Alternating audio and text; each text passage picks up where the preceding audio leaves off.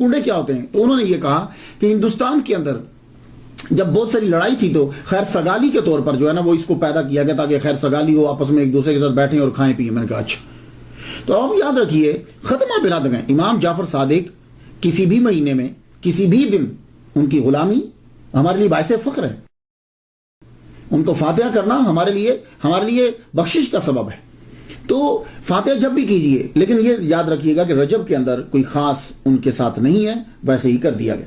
اب آ جائیے امام جعفر صادق رضی اللہ تعالیٰ عنہ کے ابتدائی حالات۔ امام جعفر صادق رضی اللہ تعالیٰ عنہ پیدا ہوئے حضرت امام باقر رضی اللہ تعالیٰ عنہ کے گھر میں۔ حضرت امام باقر رضی اللہ تعالیٰ عنہ بیٹے ہیں حضرت امام زین العابدین رضی اللہ تعالیٰ عنہ کے۔ تو جس دن حضرت امام جعفر صادق صدر ربیع الاول کو پیدا ہوئے تو امام باقر جو ہیں بہت بڑے اسکالر، بڑے علامہ ہیں اور مدینہ میں پڑھایا کرتے تھے، تو آپ شاید پڑھانے میں مصروف ہوں گے یا کہیں گئے ہوں گے۔ دایا نے سیدھا جا کے خبر دی حضرت زین العابدین کو۔ زین العابدین بیٹے ہیں حضرت امام حسین کے، کربلا کے اندر یہ شریک دادا چلتے ہوئے آئے، تیزی سے چلتے ہوئے آئے، گھر میں جب پہنچے بیٹے کو لیا۔ دایا جس نے خوشخبری دی تھی دیکھا تو اس وقت جیب میں صرف 5 دینار تھے۔ سید تو سب لٹا دیتے ہیں، تب اتنے ہی ہوں گے، فوراً سے اسے سب نکال کے سب دے دی، کہا یہی ہے اس وقت۔ آپ نے اپنے پوتے کو اپنی گودی میں لیا۔ یقیناً میرا وجدان کہتا ہے کہ ابھی تک تو خیر میں نے کہیں پڑھا نہیں، میرا وجدان یہ کہتا ہے کہ حضرت امام جعفر صادق رضی اللہ تعالیٰ عنہ کے کان میں اذان یقیناً حضرت امام زین العابدین نے دی ہوگی۔ اب یہ پرورش پانے لگے۔ حضرت امام جعفر صادق رضی اللہ تعالیٰ عنہ کی فیملی جو ہے وہ اسی گھر میں رہتی تھی جس گھر میں امام حسین رضی اللہ تعالیٰ عنہ رہتے تھے، یہ مدینہ کے بالکل قریب، مدینہ کے اندر۔ حضرت امام باقر علیہ السلام پڑھایا کرتے تھے مسجد نبوی کے اندر، اور لوگ جو ہیں وہ ان کے لیکچرز کو جو ہے وہ سنا کرتے تھے۔ بہت بڑے بڑے نام ہیں جن لوگوں نے ان کی کلاسز کو اٹینڈ کیا ہے۔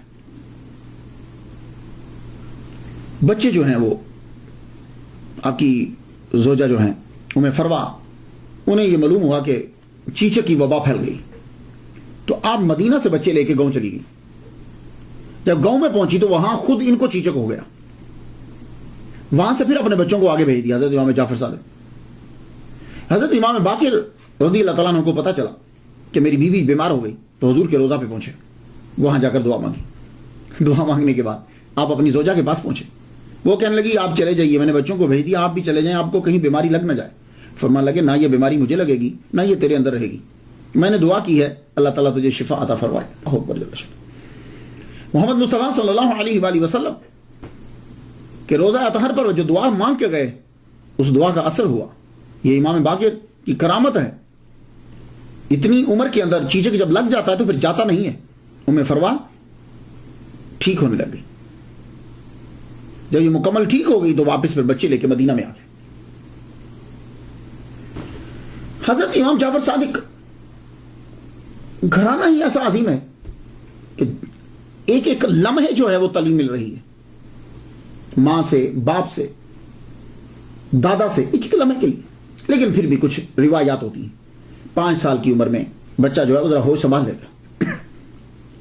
سب سے پہلے استاد امام جعفر صادق کہ وہ حضرت زین العابدین ہیں، آپ کے دادا ہیں۔ 15 سال جو ہیں آپ ان کی زندگی میں جیے ہیں۔ جب 15 سال کے حضرت امام جعفر صادق ہوئے تو زین العابدین دنیا سے رخصت ہو گئے۔ تو 15 میں سے اگر 5 سال بچپن کے نکال دیجئے تو باقی 10 سال تو اپنے دادا سے پڑھا۔ تو حضرت زین العابدین سے روحانیت ملی۔ زین العابدین ان کا نام بتاتا ہے کہ عبادت کرنے والوں کے لیے زینت ہے، اور اس کے علاوہ تعلیم بھی لی۔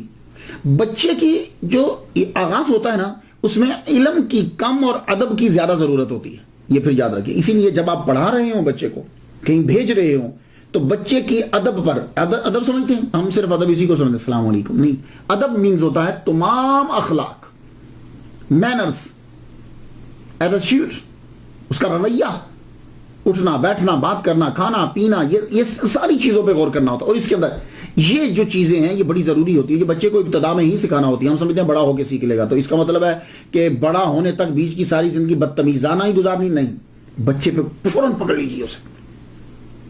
اب آپ اپنے دادا سے کیا سیکھ رہے ہیں؟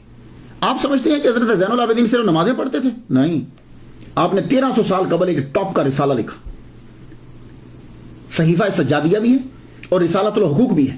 رسالۃ الحقوق کے اندر جو ہے وہ چیپٹر ہے جس میں ٹیچرز کے جو ہیں وہ اپنے حقوق لکھے، آداب لکھے. میں چند آپ کی نظر کر دوں. آپ اپنے پوتے کو پڑھا رہے ہیں کہ استاد کے آداب کیا ہوتے ہیں.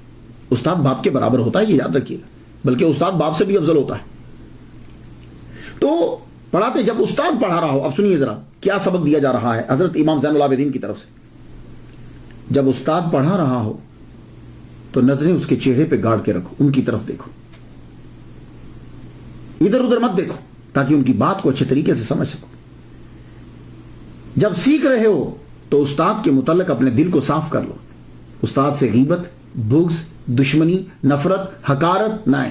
صاف دل ہو تو اسے پڑھو. استاد کی آواز سے اپنی آواز بلند مت کرو. جب استاد پڑھا رہے ہو تو آواز بلند مت کرو، خاموشی سے ان کی بات کو غور سے سنو. جب استاد سوال اور جواب میں مصروف ہوں، کسی سے پوچھ رہے ہیں یا بتا رہے ہیں، تو پھر تم بیچ میں بات مت کرو. اور اگر استاد کی کوئی برائی کرے تو دفاع کرو جب استاد سامنے نہیں. اب بتائیے جا کے دنیا کو کہ دیکھیے آج 1300 سال قبل جو ہیں وہ ٹیچرز کے حقوق کیا آج یہ ہیں. میں امریکہ میں کلاسز میں دیکھتا ہوں کوئی ادب و ادب ہے ہی نہیں. ان اسکولوں کا اثر یہ ہوتا ہے کہ بچے مدرسے میں آ کر، مسجد میں آ کر بھی ادب نہیں کرتے، بلکہ امریکہ کے مولویوں کو بچوں کا ادب کرنا پڑتا ہے. ہاں، وہ اسی چیز کے عادی ہوتے ہیں.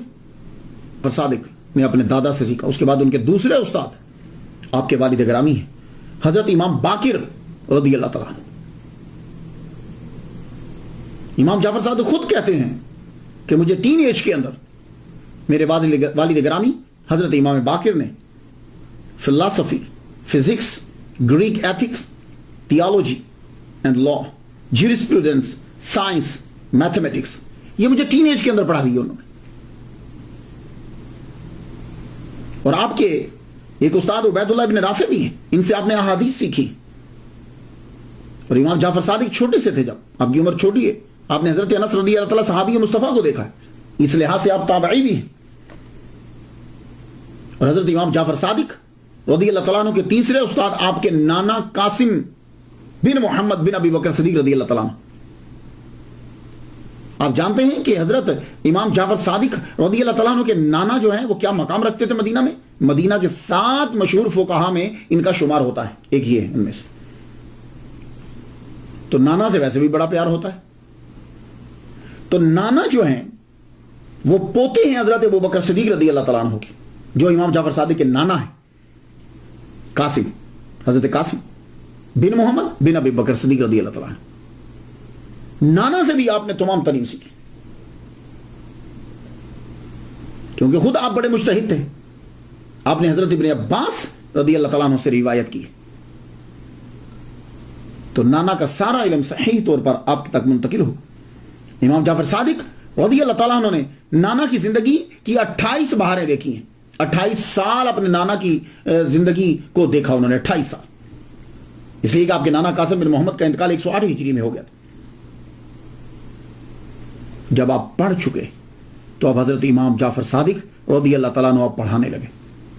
اور جب پڑھانے لگے تو میں نام ہی بتا دوں تو آپ سمجھ آئیے گا، تاکہ تو گفتگو جو ہے وہ سمٹ جائے. آپ کے شاگردوں میں حضرت امام مالک، آپ کے شاگردوں میں حضرت امام عاصم، امام اعظم. یہ امام مالک یہ بھی ایک فقہ کے فاؤنڈر ہیں، ایک سکول کے فاؤنڈر ہیں. امام اعظم حنفی فقہ کے فاؤنڈر ہیں. حضرت سفیان ثوری یہ بھی امام مانے جاتے ہیں. بعد میں ان کی چیزیں چونکہ ملی نہیں، کتابیں جو مدون تھی، ورنہ یہ بھی 5ویں امام تسلیم کیے گئے. حضرت سفیان ثوری آپ کے شاگرد، ہشام بن الحکم آپ کے شاگرد، عمر بن عبدالعزیز بارہا آپ کے لیکچرز اٹینڈ کیے انہوں نے. تو اس سے اندازہ لگا لیجئے کہ یہ کتنے پائے کہ حضرت امام جعفر صادق رضی اللہ تعالیٰ عنہ استاد ہے. حضرت امام مالک آپ کے جو شاگرد ہیں یہ بتاتے ہیں کہ میں جب بھی ملنے کے لیے جاتا تو میرے استاد محترم حضرت امام جعفر صادق رضی اللہ تعالیٰ عنہ آپ نے اپنے 24 گھنٹے کو ڈیوائیڈ کیا ہوتا، تقسیم کیا تھا. پڑھاتے تھے، تدریس، جب ٹائم بچتا روزے میں تو خیر رہتے ہی تھے، دن میں نماز میں ہوتے، قرآن کی تلاوت میں رہتے. اور جب کبھی کوئی آ جاتا تو چہرے پہ مسکراہٹ ہوتی. اور اگر کوئی دین کا عالم آ جاتا کہ جس نے دین سیکھا ہے تو آپ اپنی جگہ سے اٹھ جاتے اور اسے جگہ دیتے. یہ قدر ہونا ضروری ہے معاشرے کے اندر. پیر کرم شاہ صاحب نام سنا آپ نے؟ پیر کرم، میں ان کے صاحبزادگان سے تو ملا ہوں، سب سے مل چکا ہوں، کئی دفعہ جلسہ ان کے ساتھ تقریریں کر چکا ہوں جو پاکستان میں تھا، یہاں بھی کی ہیں. امین الحسن شاہ صاحب تشریف لائے تھے. پیر کرم شاہ صاحب کے بارے میں نے ان کے شاگردوں سے سنا، اور آپ کا یہ طریقہ تھا، کوئی بھی آ جاتا چھوٹا سا